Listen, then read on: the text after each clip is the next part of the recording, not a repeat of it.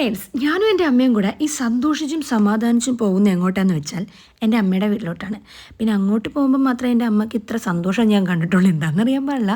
പിന്നെ നമ്മൾ പോകുന്നത് എന്താണെന്ന് വെച്ചാൽ അവിടെ അമ്പലത്തിൽ ഉത്സവം നടക്കുകയാണ്. അപ്പോൾ എൻ്റെ അനിയൻ ആ അമ്പലത്തിലോട്ട് കാവടിയുണ്ട്. അപ്പോൾ അതിന് വേണ്ടിയിട്ട് പോകുന്നതാണ് കേട്ടോ. പിന്നെ ഇതെൻ്റെ മാമനും മാമിയാണ്.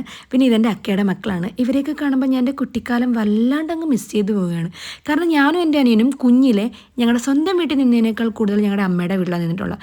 കാരണം ഞങ്ങൾക്ക് അമ്മേനേക്കാൾ കൂടുതൽ അമ്മാമ്മേനെ മതിയായിരുന്നു. പിന്നെ അതൊക്കെ ഒരു കാലം പോട്ടെ. പിന്നെ ഇതാണ് മാമ്പറ അമ്പലം. പിന്നെ ഇതൊരു കുഞ്ഞാപ്പി അമ്പലമാണ് കേട്ടോ. പക്ഷെ അവിടെ വെക്കണ പരിപാടിയൊക്കെ ഇങ്ങനെ സെറ്റപ്പ് പരിപാടിയാണ്. ഞങ്ങൾ ചെന്ന ദിവസം അവിടെ നാടൻ പാട്ടായിരുന്നു. എന്നെ രസമായിരുന്നു കണ്ടുകൊണ്ടിരിക്കാനായിട്ടൊക്കെ. എനിക്കിതൊക്കെ കണ്ടപ്പം ഞങ്ങളുടെ വീടിനടുത്തുള്ള അമ്പലമാണ് ഓർമ്മ വന്നത്. ശരിക്കും ഞങ്ങളുടെ അമ്പലത്തിൽ ഉത്സവമൊക്കെ വരുമ്പോൾ ഞാൻ എല്ലാവരെയും വിളിക്കുകയൊക്കെ ചെയ്യുന്നു. പക്ഷേ ഇപ്പം എനിക്ക് വിളിക്കാൻ തോന്നാറില്ല. കാരണം ആ അമ്പലത്തിൽ പ്രത്യേകിച്ച് ഒരു പരിപാടി അവർ വെക്കാറില്ല. ആ അമ്പലത്തിലെ കമ്മിറ്റിക്കാർക്ക് രക്ഷപ്പെടാൻ വേണ്ടിയിട്ട് നടത്തുന്നത് പോലെ എനിക്ക് ഉത്സവം തോന്നിയിട്ടുള്ളത്. അവരൊക്കെ വല്ലാണ്ട് അങ്ങ് റിച്ച് ആവുന്നുണ്ട്. പിന്നെ ഇതൊക്കെ അവർ കേൾക്കുമോയെന്ന് അറിയില്ല.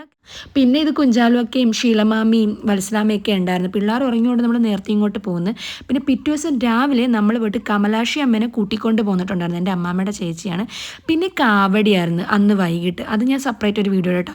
പിന്നെ അത് DJ പോലത്തെ പരിപാടിയൊക്കെ ഇരുന്നു അവിടെ. എന്നെ രസമായിരുന്നു ആ പരിപാടിയൊക്കെ കാണാൻ. പിന്നെ ഇത് 3ാമത്തെ ദിവസമാണ്. ഇതൊരു 3 ദിവസത്തെ വീഡിയോസ് ഞാൻ ഒരുമിച്ച് ഒരൊറ്റ വീഡിയോ ഇടണതാണ് കേട്ടോ. പിന്നെ താലപ്പൊലിയൊക്കെ വരവുണ്ടായിരുന്നു.